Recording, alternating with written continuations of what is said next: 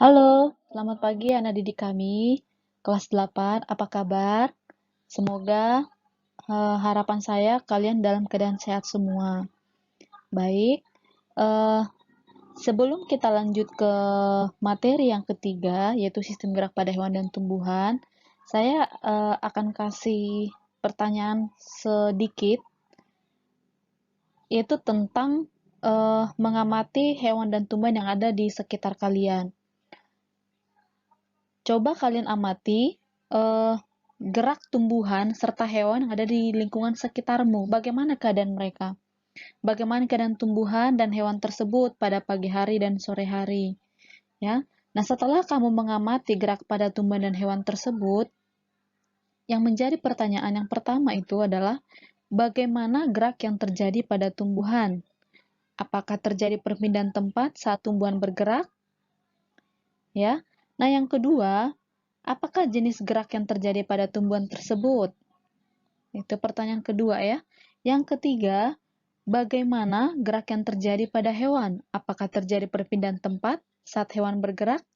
Nah, dari ketiga pertanyaan itu, nanti kita akan menemukan jawabannya di penjelasan materi bab yang ini. Oke? Nah, di sini kita perlu tahu bahwa kalau gerak hewan itu dia termasuk gerak aktif ya. Kemudian gerak tumbuhan termasuk gerak pasif. Kenapa? Dikatakan gerak hewan gerak aktif karena ketika bergerak, hewan tersebut dapat berpindah tempat. Sementara tumbuhan ketika bergerak tidak dapat berpindah tempat, maka disebut gerak tumbuhan termasuk gerak pasif ya. Baik, sekarang kita lanjut ke sistem gerak pada hewan ya. Nah, telah kamu ketahui bahwa hewan itu mampu bergerak, tapi kecepatan gerak setiap hewan tidaklah sama. Nah, gerak pada hewan itu dipengaruhi oleh beberapa faktor, seperti apa aja? Yang pertama, oleh bentuk tubuh, berat tubuh, ada bentuk kaki, serta habitatnya. Nah, jadi oleh karena itu, kecepatan gerak setiap jenis hewan itu berbeda-beda. Nah, berdasarkan habitatnya itu, gerak hewan itu dibagi menjadi 3 ya. Ada gerak hewan dalam air, gerak hewan di udara, serta gerak hewan di darat. Nah, yang pertama, yang mau saya jelasin gerak hewan di dalam air. Oke. Nah, air itu memiliki gaya angkat yang lebih besar dibandingkan di udara. Namun, hewan yang hidup di air seperti ikan, dia memiliki massa jenis yang lebih kecil dibandingkan dengan lingkungannya, sehingga ikan dapat melayang di dalam air dengan mengeluarkan sedikit energi. Ya. Nah, sebagian besar hewan yang hidup di air itu memiliki bentuk tubuh seperti torpedo. Kenapa? Karena bertujuan untuk memperkecil gaya gesek dengan air. Oke? Nah, sehingga bentuk tubuh yang seperti torpedo itu dapat memudahkan ikan untuk bergerak di dalam air. Nah, untuk memudahkan bergerak dalam air, hewan air atau ikan harus memiliki ciri-ciri. Yang pertama di situ adalah bentuk tubuh yang aerodinamis. Ya, tujuannya apa? Untuk mengurangi hambatan ketika bergerak di dalam air. Itu tujuannya ya. Yang kedua, memiliki ekor dan sirip ekor yang lebar. Untuk apa? Untuk mendorong gerakan ikan dalam air. Tujuannya mendorong ya. Yang ketiga, memiliki sirip tambahan serta memiliki ekor dan sirip ekor ya. Untuk mencegah apa? Untuk mencegah gerakan yang tidak diinginkan. Nah, yang keempat, ciri-cirinya adalah memiliki gelembung renang. Gunanya apa? Yaitu dapat mengeluarkan gas untuk mengatur gerakan vertikal naik turunnya si ikan. Itu dia. Nah, yang kelima, memiliki susunan otot dan tulang belakang yang fleksibel untuk mendorong ekor ikan di dalam air. Itu dia ciri-ciri gerak hewan di dalam air. Nah, yang kedua, ciri-ciri gerak hewan di udara. Di situ sudah ada ya. Nah, di situ burung mengepakkan sayapnya dari atas ke bawah. Gunanya apa? Untuk menimbulkan gerakan mengangkat dan mendorong tubuhnya di udara. Nah, kalau sayap burung itu memiliki susunan kerangka yang ringan. Tulang dadanya kuat dan otot yang kuat. Kemudian, bentuk sayapnya itu airfoil, ya. Sehingga dapat membuat udara mengalir pada udara pada bagian atas sayap itu lebih cepat daripada bagian bawah. Nah, saat sayap dikepakkan, udara akan mengalir ke bawah. Nah, dorongan ke bawah tersebut akan menghasilkan gaya yang berlawanan arah, sehingga burung akan terangkat ke atas. Nah, itu dia ciri-ciri gerak hewan yang di udara ya. Sekarang yang ketiga, gerak hewan yang habitatnya di darat. Oke. Nah, kalau hewan di darat itu bergerak dengan berbagai cara ya. Tentu adik-adik kami sudah tahu, ada yang berjalan, ada yang berlari, ada yang melompat, merayap gitu ya. Nah, bedanya kalau hewan di darat itu memiliki otot dan tulang yang kuat. Nah, itu dia. Tetapi kecepatan gerak hewan di darat itu berbeda-beda. Kenapa? Karena dipengaruhi struktur tulang dan otot. Contohnya, sebagai contoh ya, saya ambil gajah dan kijang. Itu mempunyai gerak yang berbeda. Kalau gajah kan memiliki tubuh yang besar. Nah, akibatnya untuk bergerak gajah harus melawan ya inersia, namanya inersia yang nilainya juga besar. Nah, oleh sebab itu, gajah bergerak dengan lamban, sementara si kijang yang memiliki kaki yang ramping, kalau kijang kakinya ramping ya, nah, membuat si kijang memiliki elastisitas yang tinggi, sehingga si kijang dapat berlari lebih banyak, ya, melompat ke udara dan meluncur di udara, itu dia. Oke, baik, adik kami, tadi kita sudah mendengar tentang sistem gerak pada hewan yang habitatnya di air, di udara, dan di darat. Nah, sekarang kita lanjut bagian yang keduanya, yaitu gerak pada tumbuhan, ya, atau sistem gerak pada tumbuhan. Nah, kalau gerak pada tumbuhan itu dipengaruhi oleh rangsang. Oke. Nah, berdasarkan asal rangsang, gerak tumbuhan itu dapat dikelompokkan menjadi 3. Ya, di situ di gambar sudah ada, yaitu ada gerak autonom atau disebut endonom, ada gerak eksionom, dan gerak higroskofis. Oke, sekarang saya jelasin yang pertama, yaitu gerak autonom atau endonom ya. Nah, gerak autonom atau endonom itu terjadi akibat rangsang yang berasal dari dalam tubuh tumbuhan itu sendiri. Jadi dari tumbuhannya sendiri ya. Nah, contohnya apa? Contohnya itu sudah ada seperti di gambar, itu gerak melingkar aliran sitoplasma dalam sel daun Hydrilla verticillata ya. Ini boleh dilihat yang gambar sebelah kanan yang panah merah itu adalah yang merupakan aliran sitoplasma ya di dalam sel daun. Itu pada tanaman Hydrilla verticillata. Nah, itu contoh untuk gerak autonom atau endonom. Oke, sekarang yang kedua adalah gerak eksionom. Nah, kalau gerak eksionom itu dipengaruhi oleh rangsangnya dari luar. Jadi dari luar tubuh tumbuhan gitu ya. Nah, kalau tadi endonom itu dari dalam tubuh tumbuhan. Sekarang eksionom dari luar. Nah, untuk gerak eksionom itu ada tiga jenis. Yang pertama ada tropisme, ada nasti, dan ada taksis. Oke, sekarang kita lanjut ke jenis gerak eksionom yang pertama, yaitu tropisme ya. Nah, kalau tropisme itu adalah gerak tumbuhan yang arah geraknya dipengaruhi oleh arah datangnya rangsang. Itu dia ya. Nah, gerak tropisme itu sendiri ada 2, yaitu gerak tropisme yang positif dan tropisme yang negatif. Kalau tropisme positif, itu adalah gerak tumbuhan yang mendekati. Jadi mendekati sumber rangsang. Sementara untuk tropisme negatif, itu gerak tumbuhan yang menjauhi rangsang ya. Nah, berdasarkan rangsang yang mempengaruhinya, itu gerak tropisme dibagi menjadi 5, seperti di gambar ya. Ada fototropisme, tikmotropisme, geotropisme, hidrotropisme, dan kemotropisme ya. Baik, saya jelaskan satu persatu, sambil diperhatikan gambarnya. Kalau fototropisme itu adalah gerak tumbuhan ke arah cahaya ya, foto itu cahaya. Oke, bisa dilihat gambar. Itu contoh gambar adalah gerak bunga matahari yang menuju arah datangnya cahaya matahari. Ada gambarnya ya. Nah, yang kedua, tikmotropisme ya. Nah, kalau tikmo ini itu gerak membelit ujung batang tumbuhan. Jadi itu gerak membelitnya ujung batang tumbuhan akibat bersentuhan dengan air atau batang tumbuhan lain. Akibat ajir ya, bukan air ya. Akibat ajir dan batang tumbuhan lainnya. Nah, itu bisa dilihat gambar contohnya apa?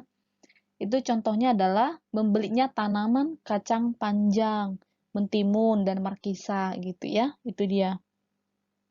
Nah, yang ketiga itu geotropisme ya.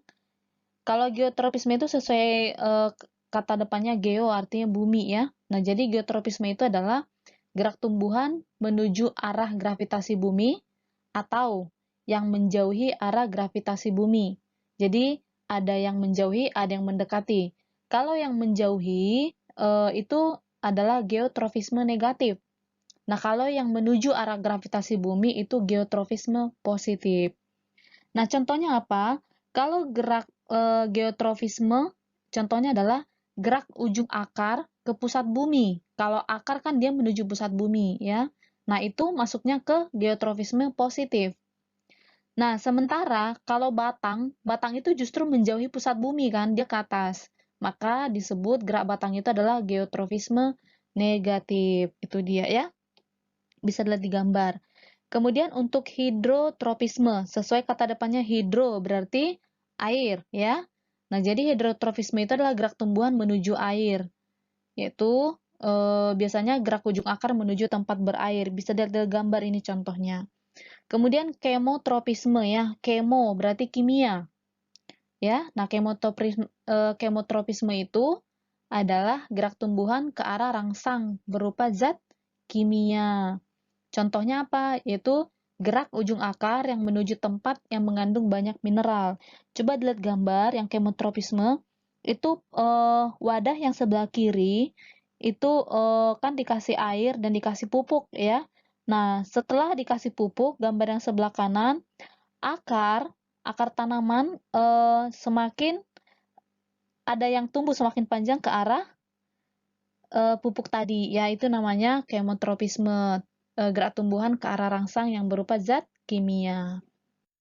Oke, sekarang kita lanjut ke gerak esionom yang kedua, yaitu gerak nasti. Nah, kalau gerak nasti itu adalah gerak tumbuhan yang arah geraknya tidak dipengaruhi oleh arah datangnya rangsangan. Kalau tadi tropisme itu kan dipengaruhi, ya. Nah, kalau nasti tidak dipengaruhi oleh arah datangnya rangsangan. Itu dia. Nah, nasti itu ada dibagi menjadi 7 macam, dibedakan ya. Nah, yang pertama ada fotonasti. Kalau fotonasti, gerak ini terjadi akibat rangsang cahaya matahari. Contohnya apa? Contohnya adalah bunga pukul 4 yang mekar pada sore hari. Lihat di gambar, itu adalah gambar dari bunga pukul 4 atau Mirabilis jalapa. Jadi dia mekarnya itu hanya pada sore hari saja, ya. Nah, kemudian yang kedua ada seismonasti. Oke. Nah, seismonasti itu terjadi akibat rangsang berupa sentuhan atau getaran. Kalau pada gambar itu kan dan putri malu, ya. Nah, itu contohnya. Dan putri malu ketika kita sentuh, daunnya bagaimana? Daunnya akan menutup atau mengatup gitu ya ketika disentuh. Nah, ada satu lagi contoh untuk seismonasti itu adalah daun tumbuhan Venus atau Dionaea muscipula ya. Itu daunnya akan mengatup apabila ada serangga yang hinggap di permukaan bagian dalam daunnya. Itu dia. Jadi ada dua, saya kasih contoh untuk seismonasti. Yang pertama adalah daun putri malu atau Mimosa pudica. Jadi ketika disentuh, daunnya akan mengatup. Yang kedua adalah daun tumbuhan Venus atau Dionaea muscipula. Nah, yang ketiga, jenis gerak nasti yang ketiga adalah niktinasti. Kalau niktinasti itu adalah gerak tumbuhan akibat rangsang berupa suasana malam hari, ya. Nah, gerak ini disebut juga gerak tidur. Contohnya apa? Contohnya adalah mengatupnya daun petai Cina pada malam hari. Boleh dilihat pada gambar. Jadi kalau pada malam hari daun petai Cina itu akan mengatup, gitu dia. Yang keempat ada termonasti. Nah, kalau term itu artinya suhu ya. Nah, jadi termonasti itu gerak tumbuhan akibat rangsangan suhu gitu. Contohnya apa? Contohnya seperti gambar itu adalah bunga tulip ya. Contohnya bunga tulip, dia kalau suhu lingkungan naik, bunganya akan mekar. Tapi ketika suhu lingkungan di sekitar bunga tulip turun, maka bunganya akan menguncup kembali. Itu dia. Nah, yang kelima ada kemonasti. Kemonasti, kemo berarti kimia ya. Nah, jadi kemonasti itu gerak terjadi akibat rangsang zat kimia. Contohnya apa? Contohnya itu adalah mulut daun atau stomata ya yang kita kenal itu ada di gambar. Oke, mulut daun stomata yang membuka pada siang hari akibat adanya karbon dioksida di udara. Jadi, tumbuhan itu akan mengambil karbon dioksida di udara untuk melakukan fotosintesis. Itu dia ya. Jadi, membukanya mulut daun atau stomata untuk mengambil karbon dioksida dari luar.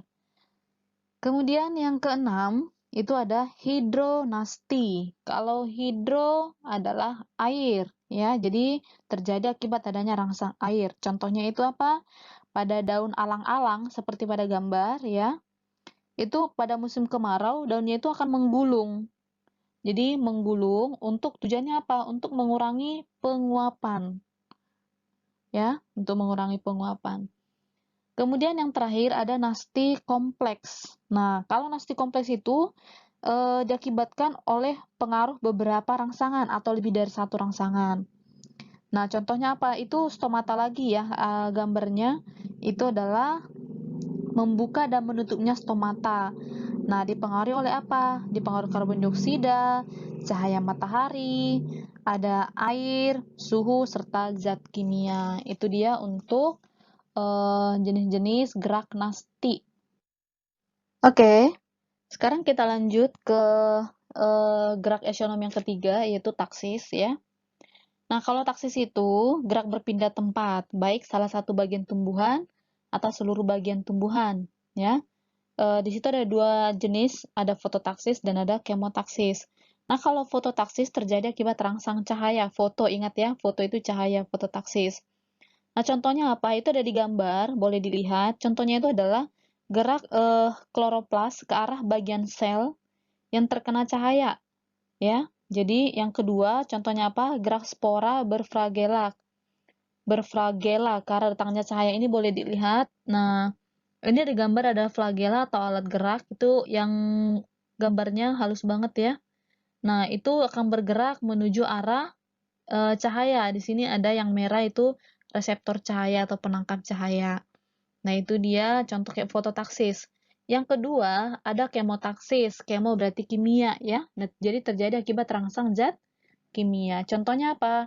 Sesuai gambar, ini adalah gambar dari tumbuhan lumut atau tumbuhan paku gitu ya, tumbuhan paku. Jadi, contohnya itu adalah gerak spermatozoid pada tumbuhan lumut dan tumbuhan paku menuju sel telur. Jadi, spermatozoid menuju sel telur di dalam arkegonium. Itu dia. Nah, kenapa spermatozoid bergerak menuju sel telur? Jadi, bergeraknya spermatozoid ini karena tertarik oleh gula atau protein yang dihasilkan oleh arkegonium. Itu dia contoh untuk gerak taksis. Oke, sekarang kita lanjut yang terakhir yaitu gerak higroskopis ya. Nah, kalau gerak higroskopis itu adalah gerak bagian tumbuhan akibat adanya perubahan kadar air atau kelembapan di dalam sel ya, sehingga terjadi pengerutan yang tidak merata pada sel-sel penyusunnya. Nah, itu contohnya apa? Boleh dilihat pada gambar. Itu contohnya adalah pecahnya kulit buah tumbuhan polong-polongan yang sudah kering. Ya, jadi kalau kita lihat kalau sudah kering, tentu ini bagian luar tumbuh-tumbuhan itu akan mengerut atau pecah gitu ya. Jadi ada perubahan jadi perubahan kadar air atau kelembapan ini menyebabkan pengerutan ya. Pengerutannya tidak merata, itu dia. Untuk gerak higroskopis.